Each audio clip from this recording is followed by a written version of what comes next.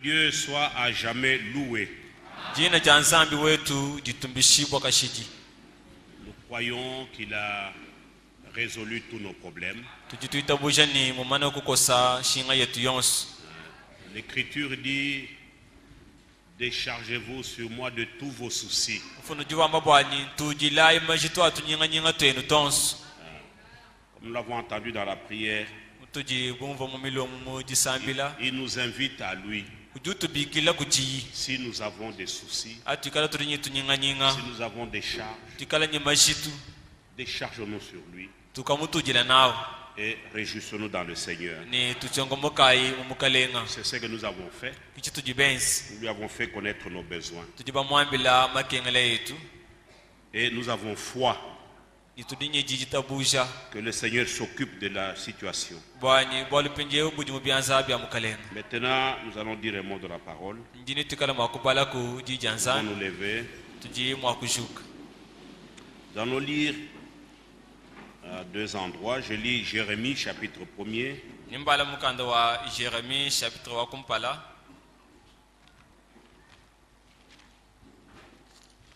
Et nous lirons encore le livre de Timothée que nous avons lu hier. Jérémie 1 d'abord. Nous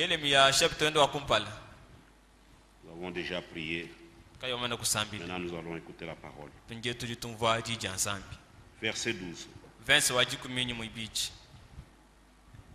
Je peux commencer au verset 11. La parole de l'Éternel me fut adressée en ces mots, donc à Jérémie. Que vois-tu, Jérémie? Je répondis: je vois une branche d'amandier. Et l'Éternel me dit: tu as bien vu, car je veille sur ma parole pour l'exécuter.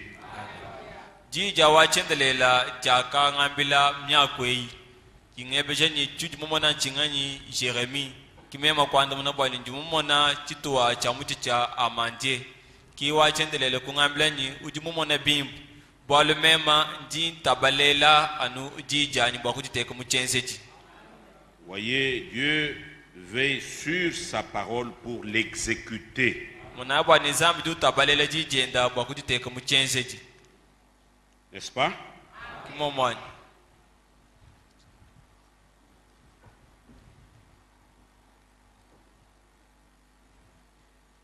Et maintenant nous lisons dans 1 Timothée que nous avons lu hier. Au lieu de lire même 1 Timothée, lisons même dans Galates 4. Galates 4, verset 4.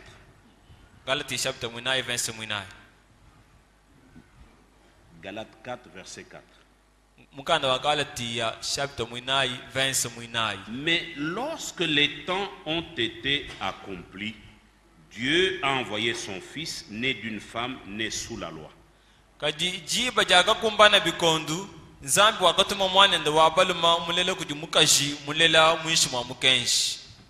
Que le Seigneur ajoute beaucoup de bénédictions à la lecture de sa parole. Je vous prie de vous asseoir. Comme nous l'avons dit hier, c'est vrai.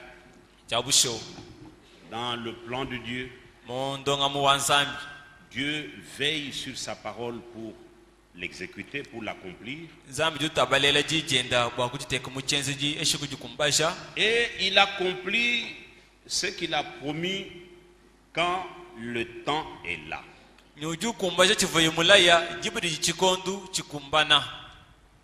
Ce n'est pas notre temps, c'est son temps qui compte. C'est pourquoi ce temps ici, c'est le temps de Dieu. Bien sûr avec son peuple. Parce que Dieu fait toutes choses en son temps.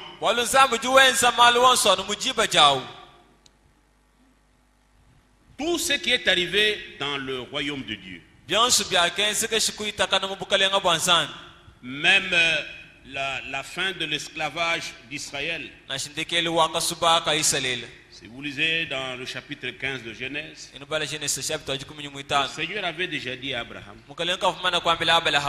que tes descendants séjourneront dans un pays étranger pendant 400 ans.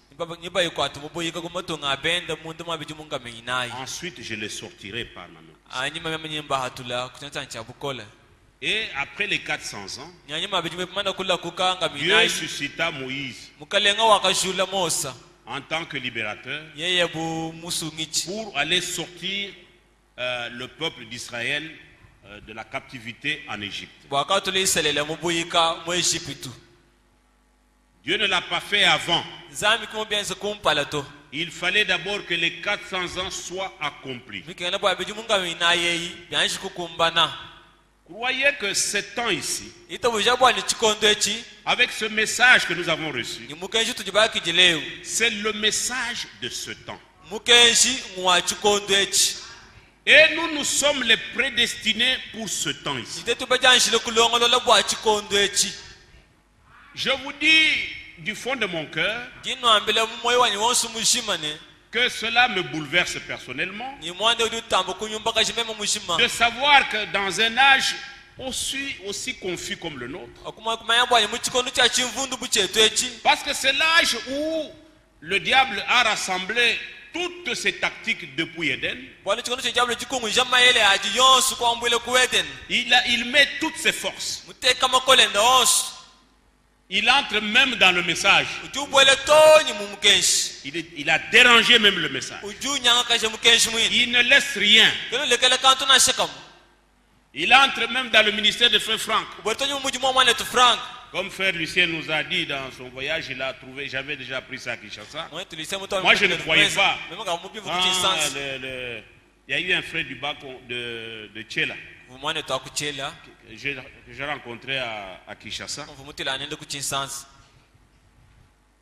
qui me disait, mais il y a des gens qui baptisent au nom de Franck. Il y en a.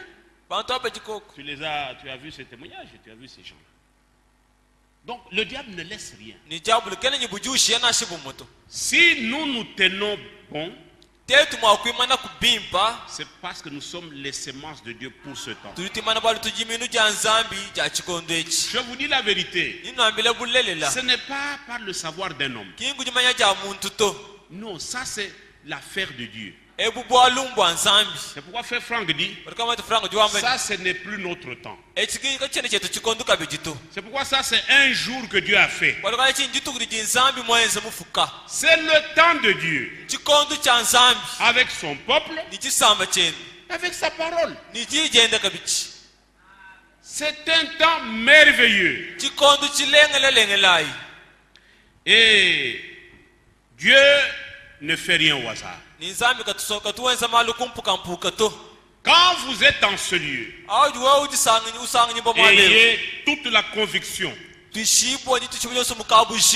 que c'est Dieu qui t'a appelé. C'est pas ton mari ou ton ami, c'est Dieu. Ton mari qui t'a invité ou ton ami n'a servi que d'instrument. Mais c'est Dieu seul qui appelle ses enfants. Amen. Un homme ne peut pas appeler un autre. Amen. Et comme nous l'avons dit cette année, comme nous avons entendu le premier week-end, c'est une année de jubilé pour Israël. Depuis son indépendance proclamée par Ben Gurion le 14 mai 1948,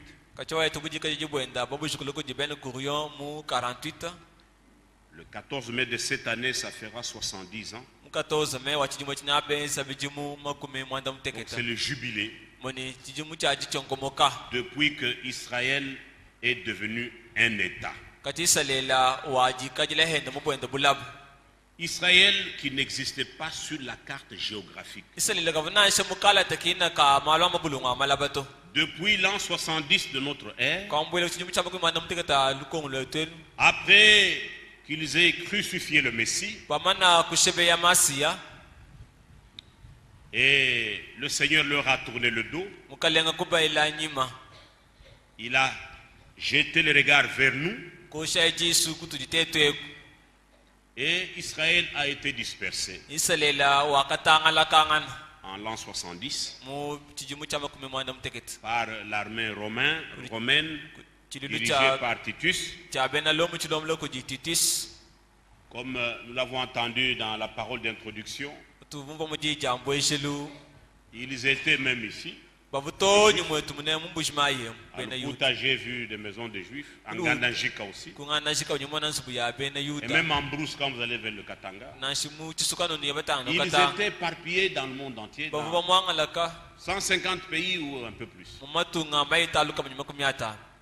Mais quand l'heure de Dieu a sonné, frère, Dieu veille sur sa parole. Dieu qui a dit, celui qui a dispersé Israël le rassemblera. C'est sa parole. Elle est immuable. Sa parole est la vérité. Elle demeure éternellement. Mais il fallait attendre le temps de Dieu. Voilà que entre les années 37, 35 et 45, les Juifs ont eu le sentiment de retourner chez eux. Ils ont été persécutés. Et Frère Franck nous a rappelé dernièrement la date historique et fatidique pour les Juifs. La date du 27 janvier 1945. Pour ceux qui lisent l'histoire des Juifs, ils connaissent. C'était un jour fatidique. Où 6 millions de Juifs avaient été tués, massacrés par l'armée, ce qu'on appelait l'armée rouge. Bien-aimés frères, vous pouvez tuer, mais cela n'empêche pas que la parole de Dieu s'accomplisse. Et les Juifs étaient banalisés. D'abord, on a détruit leurs magasins, partout, leurs affaires.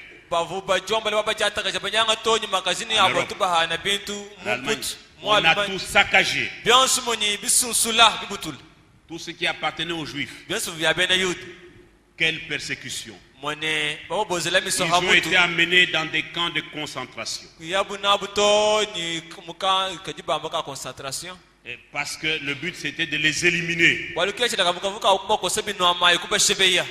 Et c'est pourquoi chaque année ils se souviennent de cette date-là. Ils fêtent et ils ont ce mémorial de Yad Vashem chez eux. Là où ils ont gardé le souvenir de ceux qui sont morts. Et Frère Franck dit qu'il n'a jamais eu le courage, lui, de regarder ces choses-là de près. Chaque fois quand il amène les gens en visite, lui n'a pas vraiment le courage de...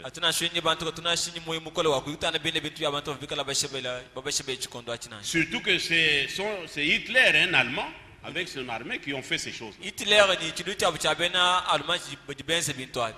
Et cela inquiétait beaucoup notre frère Franck. Au point qu'il en souffrait. Quand il a demandé à Frère Branham, qu'adviendra-t-il de ceux qui ont tué les Juifs? Frère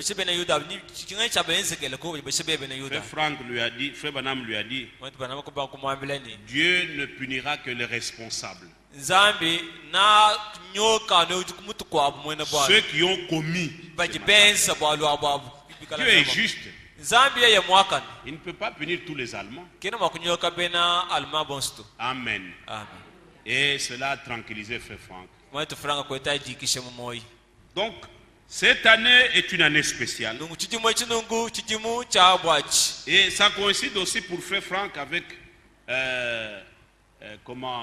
70 ans depuis qu'il a consacré sa vie à Jésus-Christ. Ça coïncide aussi. En 1948, il dit à ce moment-là, il avait 14 ans. Et cette année-là, les Juifs étaient ramenés dans leur territoire. C'était devenu un État. Et voilà qu'aujourd'hui, ils vont fêter le jubilé.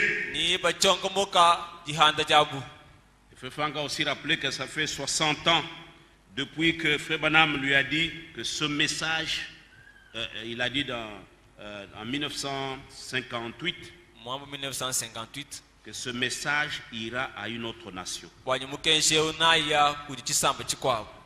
Il va quitter l'Amérique. En Amérique, on ne peut pas attendre quelque chose de ce message. Parce que ce message devait quitter l'Amérique. Il était en Amérique quand Frère Branham était là. Depuis 65.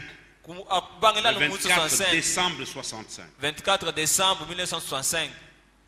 Le message est en Allemagne. Et c'est pourquoi nous nous réunissons chaque premier week-end.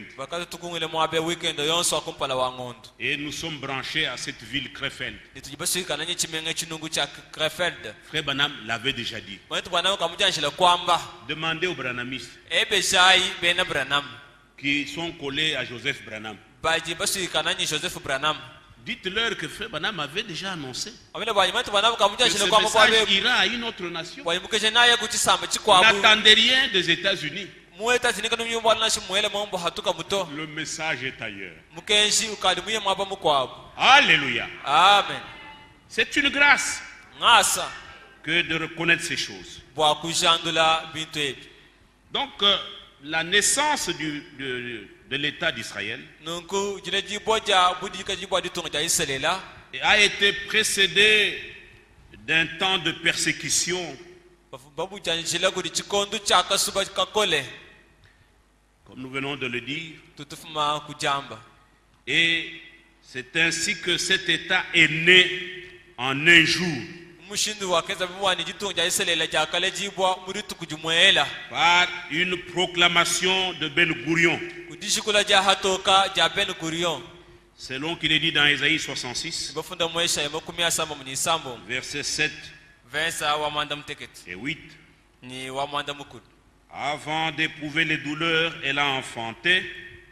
Avant que les souffrances lui viennent, elle a donné naissance à un fils. Qui a jamais entendu pareille chose? Qui a jamais rien vu de semblable? Un pays peut-il naître en un jour? Une nation est-elle enfantée d'un seul coup? À peine en travail, Sion a enfanté ses fils.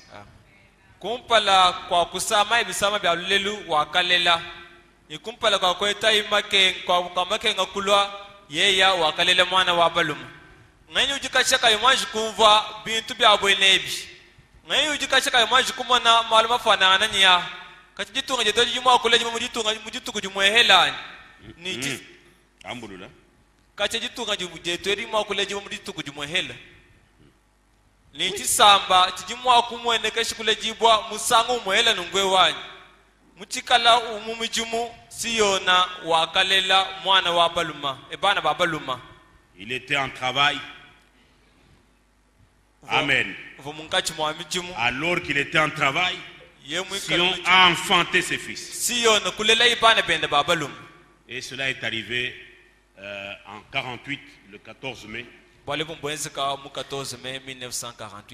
Ben Gurion a proclamé l'État d'Israël. Mais déjà, le 11 mai 46, alors que les États-Unis d'Amérique, dans leur charte, reconnaissaient déjà l'État d'Israël 2 ans avant que Israël ne soit indépendant. Oh,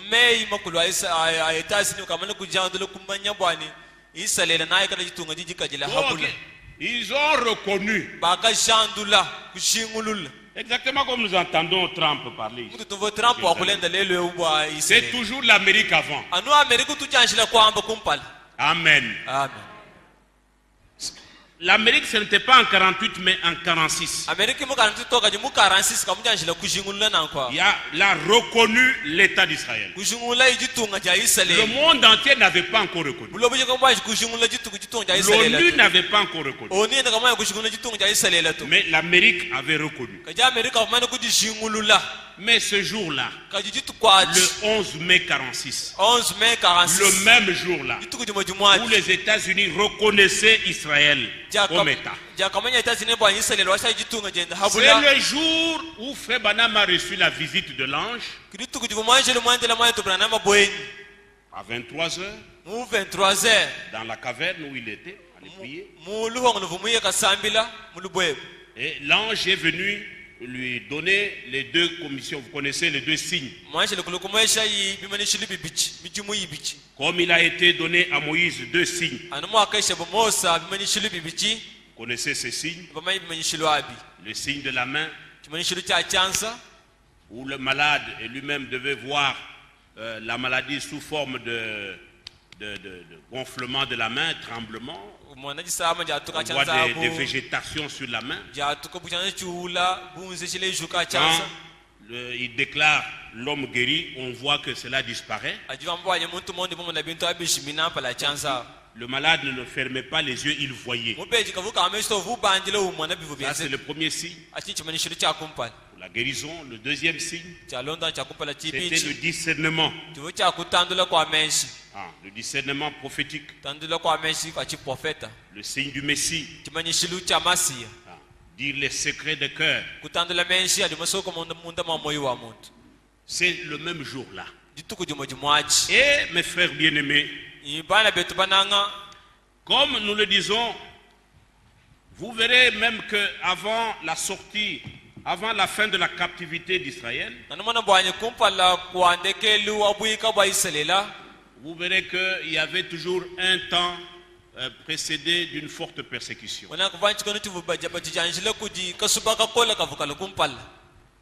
Et vous connaissez ce qu'il y a eu. Pharaon a augmenté la corvée chez les Juifs.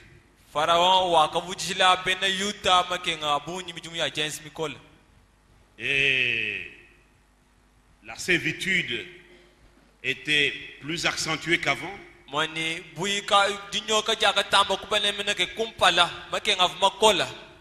Et finalement, il a ordonné qu'on puisse tuer les enfants de sexe masculin.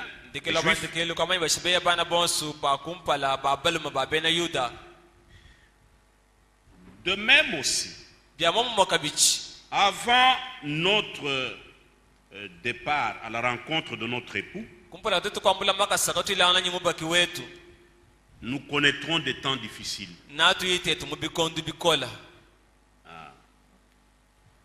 Nous connaîtrons une persécution destinée rien qu'à l'épouse.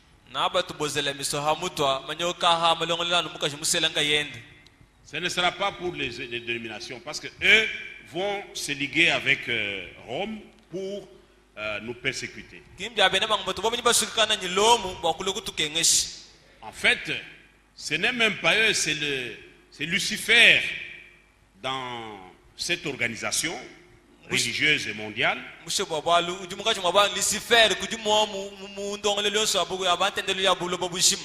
qui va maintenant persécuter l'épouse un peu avant le départ. Mais nous sommes avertis. Nous savons que quand nous verrons ce temps-là,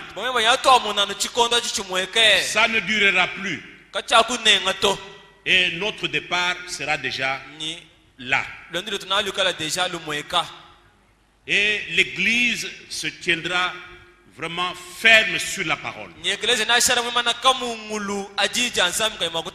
Aucun membre de l'épouse ne cédera à cette pression-là.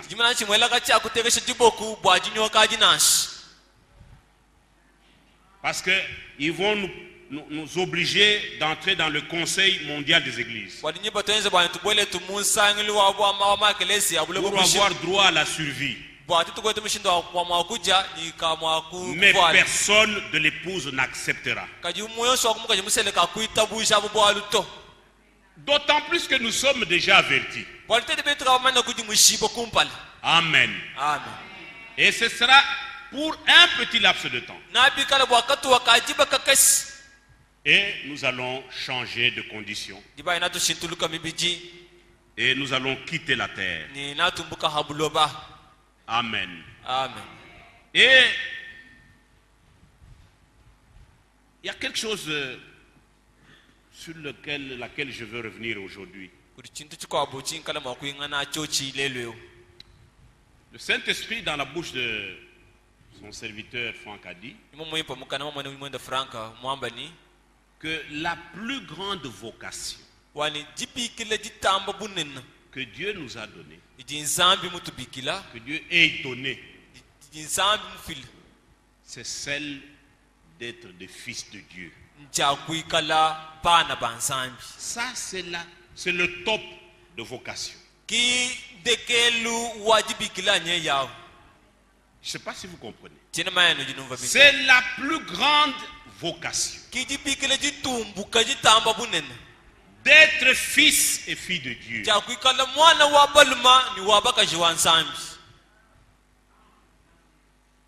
Être pasteur. Être prédicateur. Diacre. Et toutes ces choses-là. Ce n'est pas ça la plus grande vocation. Dieu ne vient pas prendre les pasteurs. Et tenez bien qu'en enfer, il y a certains pasteurs qui iront en enfer. Il y aura des prédicateurs en enfer. Je vous dis la vérité.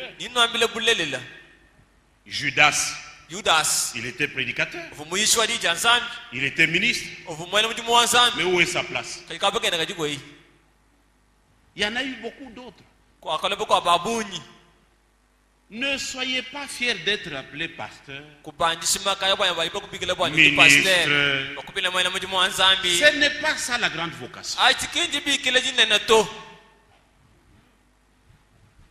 Amen. Soyez fiers d'être fils et filles de Dieu.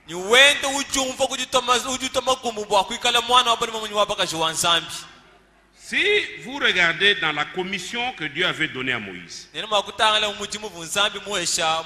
l'ordre que Dieu lui avait donné, lisons cela dans Exode chapitre 4, verset 22. Le Seigneur dit à Moïse, tu diras à Pharaon, ainsi parle l'Éternel. Israël est mon fils, mon premier-né. Je te dis, laisse aller mon fils pour qu'il me serve. Amen. Nous pouvons lire aussi dans Osée.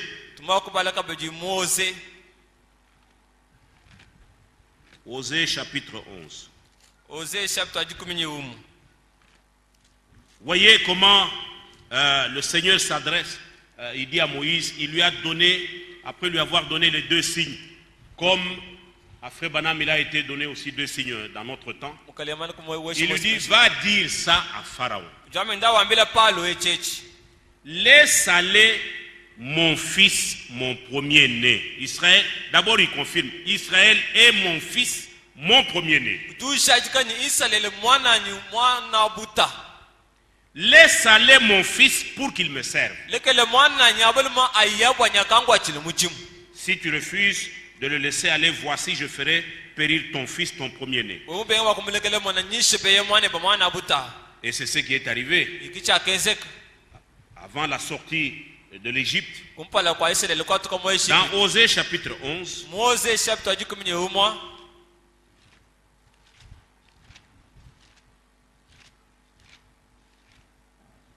verset 1. Quand Israël était jeune, je l'aimais.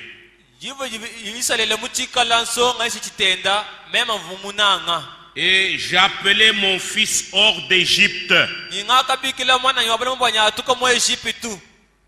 Amen. Amen. C'est la plus haute vocation. C'est la plus grande vocation, frère. Alléluia. Amen. Vous pouvez lire aussi d'être fils de Dieu. Et Israël est le fils et fils de Dieu. Dieu l'a appelé mon fils, mon premier-né. Ah. Et dans Matthieu 2, quand il devait ordonner à Joseph de fuir avec l'enfant Jésus en Égypte, nous pouvons lire à partir du verset 14. Joseph se leva, prit de nuit le petit enfant et sa mère et se retira en Égypte.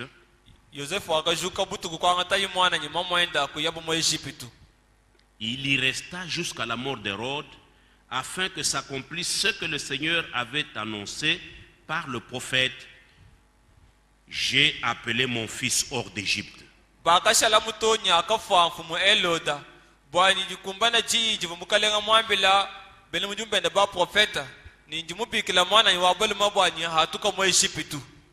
Bien-aimés frères, aussi ce dernier message que Dieu a envoyé par son prophète est un cri d'appel à sortir adressé aux fils et aux filles de Dieu.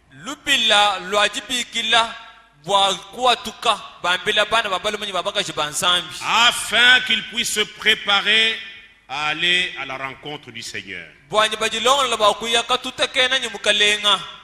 Et c'est pourquoi dans 2 Corinthiens 6, le Seigneur s'adressant à ses enfants, il dit, sortez du milieu de mon peuple. Ne touchez pas à ce qui est impur. Ainsi je vous accueillerai. Vous serez pour moi des fils et des filles. Je serai votre père. C'était une promesse, mais elle est accomplie. Amen. Amen. Je serai votre Dieu. Vous serez mon peuple. Ainsi dit le Seigneur Tout-Puissant. Dieu qui ne ment point. Frères et sœurs bien-aimés, je voudrais que vous compreniez ce que vous êtes. Dieu vous a donné une position très élevée. Bien que nous tombons malades, nous pouvons souffrir un peu, mais une chose est certaine, nous sommes fils et filles de Dieu. Nous sommes des personnes les plus heureuses de toute l'humanité. Nous sommes de ceux-là qui avons reçu la plus grande vocation que Dieu puisse adresser aux hommes.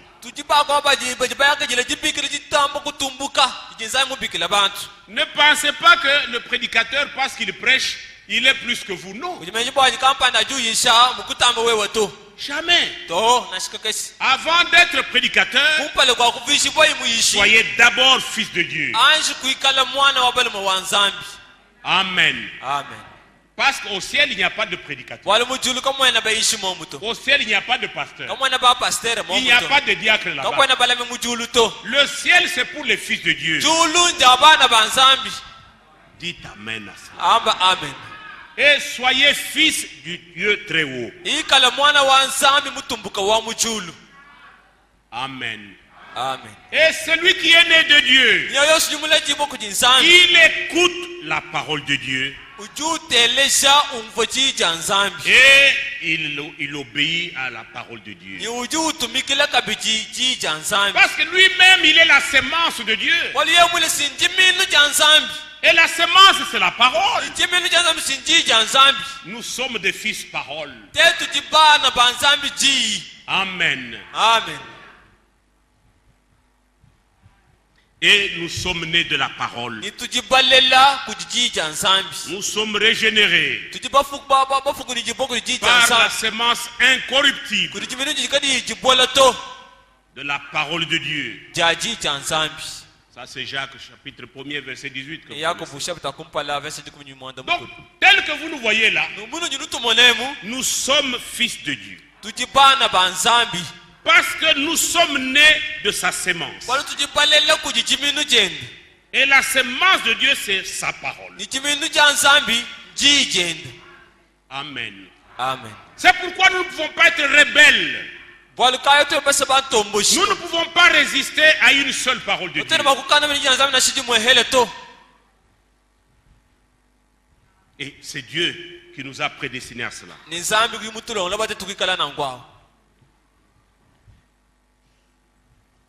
Et dans Romains 8,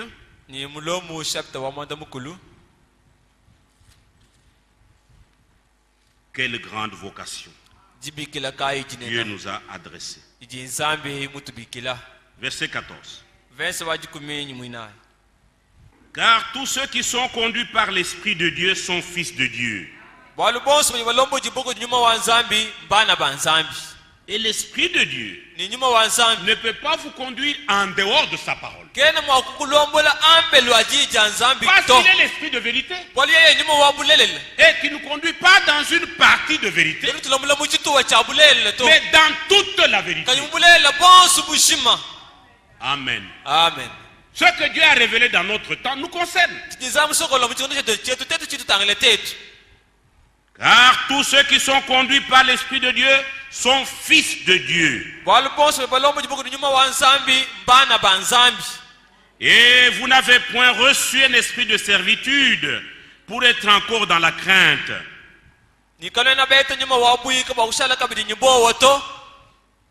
Moi je suis fils de Dieu. Lui qui est le roi des rois, roi des siècles, immortel, le Seigneur des seigneurs. Si je suis son fils, j'aurais peur de quoi? J'aurais peur de quoi? Parce que ceux qui sont conduits par l'Esprit de Dieu, eux seuls sont fils de Dieu. Et nous n'avons pas reçu un esprit de servitude pour être encore dans la crainte à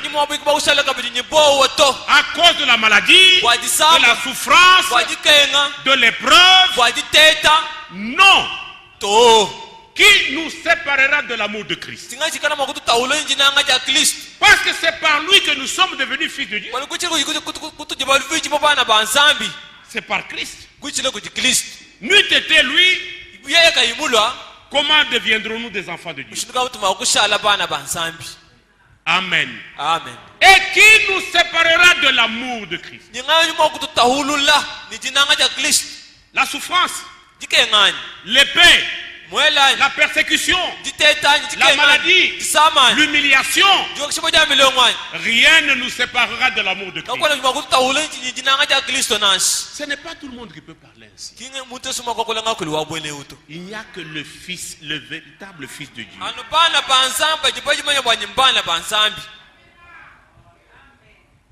Amen. Amen. Oui. Vous n'avez point reçu un esprit de servitude pour être encore dans la crainte. Mais vous avez reçu un esprit d'adoption par lequel nous crions Abba, veut dire Père.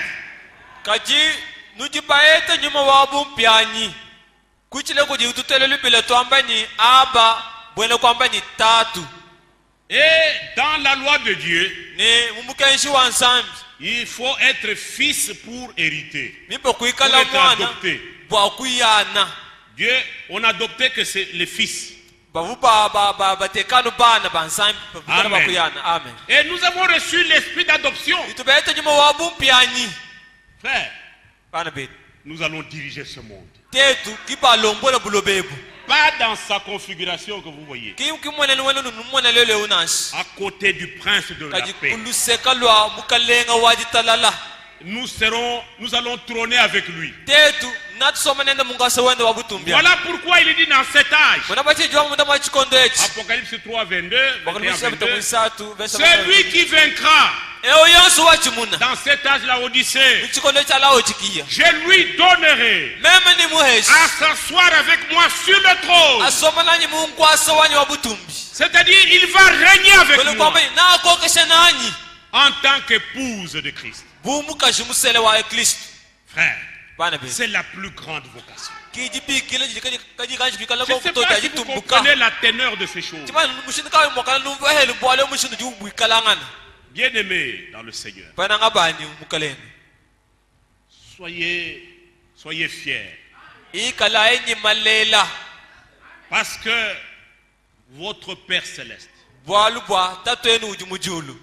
a jugé digne de vous confier le royaume. Mais c'est la plus grande des choses. Régnez avec lui. Mais quoi y a-t-il de plus que cela? Voilà pourquoi ce message, c'est un cri d'appel à sortir, adressé au Fils de Dieu qui doit hériter le royaume.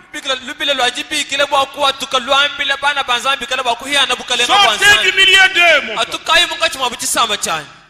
Je serai pour vous un père. Et vous serez pour moi des fils et des filles.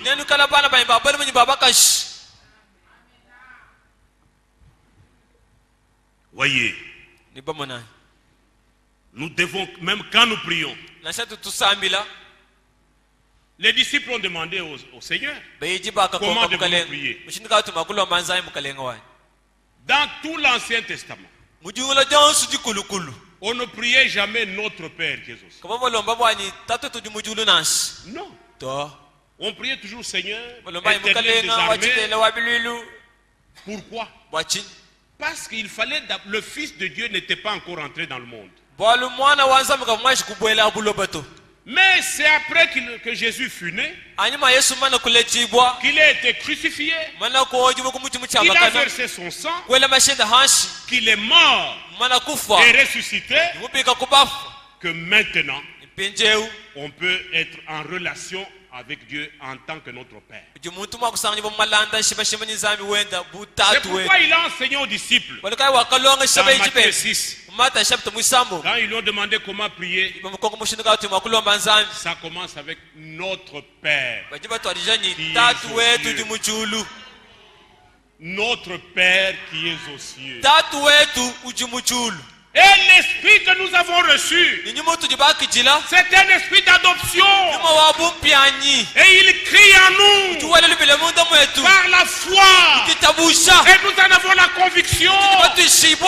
Nous disons Abba, ça c'est pour les Juifs. Mais nous disons Père, notre Père. Il nous aime. Il prend soin de nous. Nous sommes réconciliés avec lui par Jésus-Christ. Nous sommes devenus fils et filles de Dieu. La plus grande vocation. Chassez-moi de la chair Arrachez-moi le diaconat. Mais laissez-moi. Laissez-moi demeurer fils de Dieu. Où est-ce que j'irai avec le diacre? Étant diacre, j'irai à genoux. Il n'y a pas de promesse. Il n'y a pas de place pour le diacre. Mais fils de Dieu, je vais régner avec lui. Alléluia. Amen. C'est pourquoi Pierre qui a compris ça, il dit comme des enfants nouveau-nés, désirez le lait de la parole pour croître en Christ. Amen. Amen. Jusqu'à atteindre la stature parfaite de Christ. Lui qui nous a ouvert le chemin. Lui par qui nous sommes réconciliés avec notre Père Céleste. Il faut que l'Église comprenne et croie. C'est pourquoi je crois dans Luc 11. Oui, lisons un peu cela.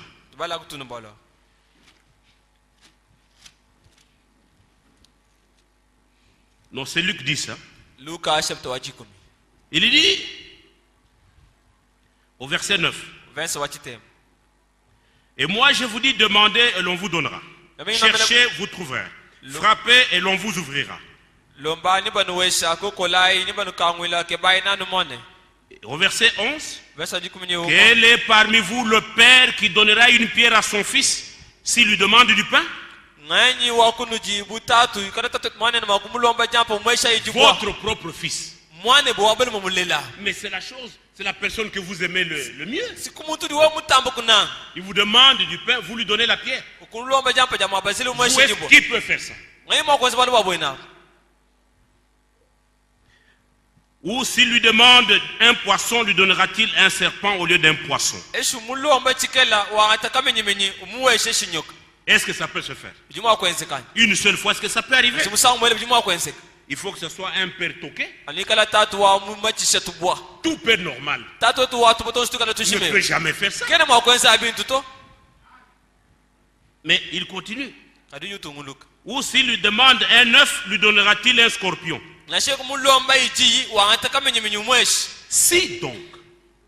Si donc, comme vous l'êtes, méchant comme vous l'êtes, vous savez donner de bonnes choses à vos enfants, à combien plus forte raison le Père Céleste donnera-t-il le Saint-Esprit à ceux qui le lui demandent?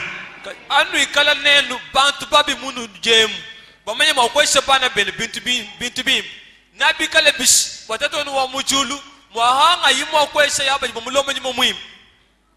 ne peut que le donner.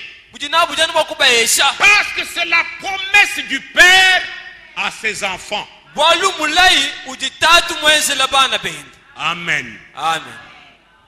Vous comprenez pourquoi? Ce n'est pas la promesse du Père faite à n'importe qui. Vous comprenez pourquoi la plus grande vocation, c'est d'être fils de Dieu. Revenons dans Romains. Romains 8.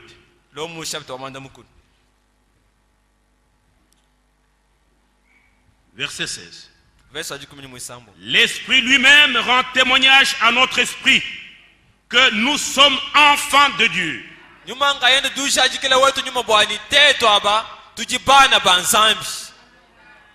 Si en vous il y a des doutes, ça vous engage.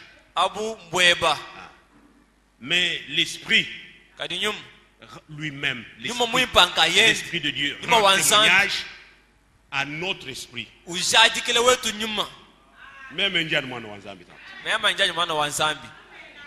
Comme Frère Emery a l'habitude de dire, même si tu me réveilles du sommeil, je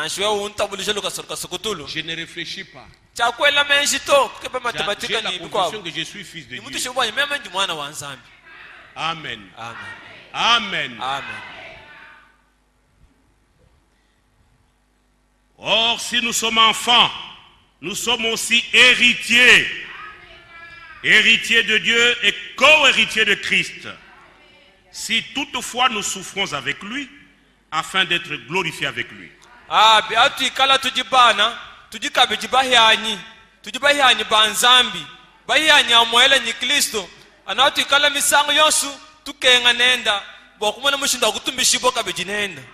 C'est pourquoi dans Psaume 82, il est dit, vous êtes des dieux, mais vous tomberez comme tout autre prince.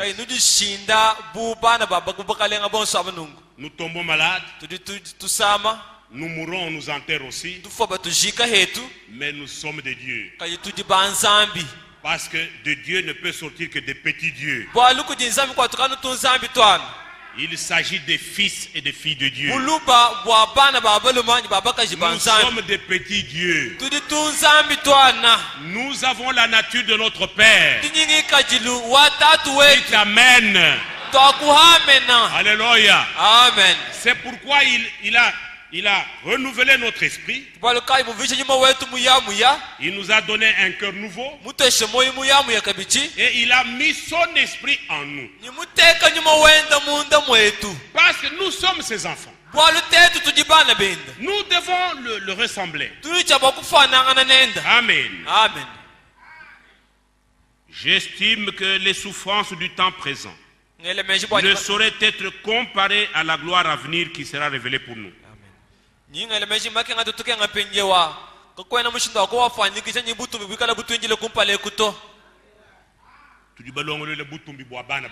Amen.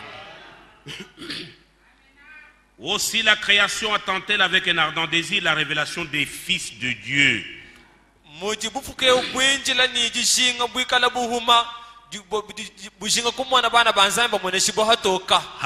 Voilà. Ah. Car la création a été soumise à la vanité, non de son gré, mais à cause de celui qui l'y a soumise.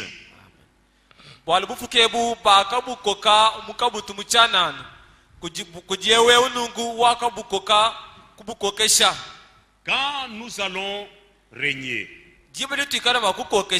parce que le règne avait été arraché au Fils de Dieu, Adam. Mais c'est pourquoi nous allons régner. Dans le millénium, il y aura la quiétude, la paix, il y aura le calme. Même dans la création, le lion va brouter l'herbe ensemble avec la chèvre. Le léopard ne va pas poursuivre le lièvre. Et la création se rappelle que c'était comme ça au commencement en Éden. Mais c'est à cause de la désobéissance de l'homme que la création a été vouée à la vanité. Et ils attendent avec un ardent désir la manifestation, la révélation des fils de Dieu. Mais déjà maintenant, nous le sommes. Amen. Amen. Mais la création soupire. Elle attend cette condition édénique. Quand est-ce que ça va revenir? Parce que dans la forêt, il n'y a pas de paix. Nous-mêmes, entre nous-mêmes, les armes crépitent. Mais bientôt, quand les fils de Dieu vont entrer dans leur règne, quand ils vont s'asseoir sur le trône avec Christ, toute la création sera dans la joie. Alléluia. Amen. Et les nations du monde entier donneront gloire à l'éternel Dieu, le Dieu d'Israël. Et ils monteront chaque année là-bas. Ils iront au temple qui sera reconstruit à Jérusalem pour donner gloire au Dieu d'Israël. Et Satan sera ligoté pendant 1000 ans. Quand quelqu'un a fait 20 ans, 30 ans au pouvoir, on pense qu'il a fait longtemps, mais nous régnerons 1000 ans avec le Seigneur. Alléluia. Amen. Un règne merveilleux. Et c'est pour les fils de Dieu. Amen. Amen. Voyez. Et la création a l'espérance qu'elle aussi sera affranchie de la servitude de la corruption, nous l'avons dit, pour avoir part à la liberté de la gloire des enfants de Dieu.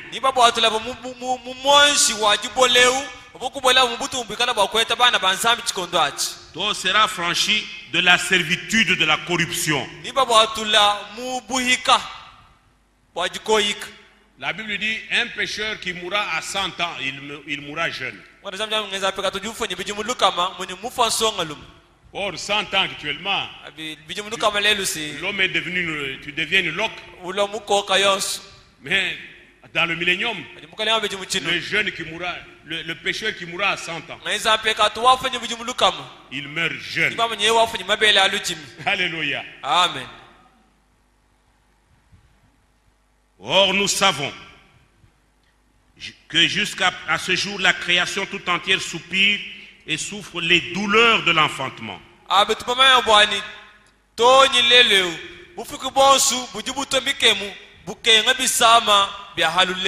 C'est-à-dire, ils se disent, mais quand est-ce que nous verrons? Quand est-ce que les fils de Dieu entreront de nouveau dans leur règne? Que ça vienne, nous souffrons. On n'a pas la paix. Ils veulent revoir ce beau temps. Mais ce n'est plus loin. Amen. Mais c'est pour les fils et les filles de Dieu. Ce n'est pas elle seulement, mais nous aussi. Nous qui, ce n'est pas tout le monde. Nous qui avons les prémices de l'esprit. Si vous avez le Saint-Esprit, il vous dira toujours en vous que le Seigneur revienne. Parce que nous sommes dans ce temps où et l'Esprit et l'épouse disent viens. Oui, Seigneur, viens.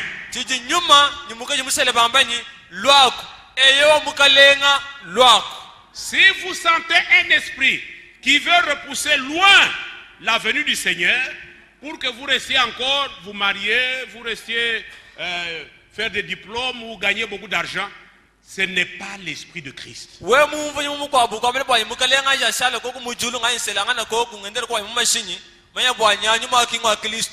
Si moi je vois cet étage, si moi je vois ma machine, alléluia. Et l'esprit et l'épouse disent, disons cela, c'est mieux. Disons cela.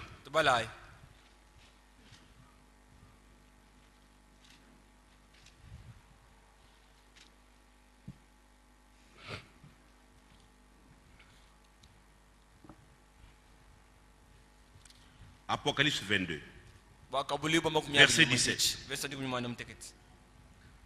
Et l'épouse, et l'esprit et l'épouse disent, viens.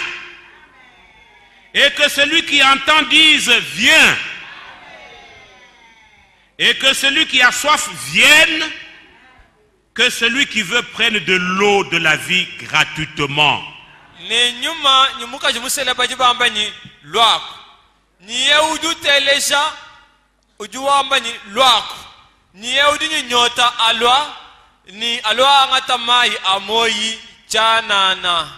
Et au verset 20, celui qui atteste ces choses dit, oui, c'est le Seigneur qui dit même, je viens bientôt.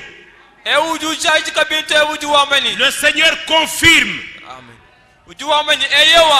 Comme l'Écriture dit dans Hébreux 10, celui qui doit venir viendra. Et il ne tardera pas. Et celui qui atteste ces choses, c'est le Seigneur. Il dit oui, je viens bientôt. Et nous, l'épouse, nous disons Amen. Amen. Viens, Seigneur Jésus. Amen. Amen. Et que la grâce du Seigneur Jésus soit avec vous tous. Pour ce soir, que Dieu vous bénisse.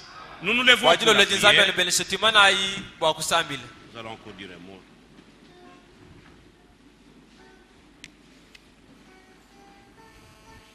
Non, j'aime qu'on chante Dinda Diadi 5. Parce que nous disons, viens Seigneur. La Bible dit, hâtez la venue du Seigneur. C'est le sentiment qui n'habite que dans l'épouse. C'est ça notre vocation. Amen. Amen.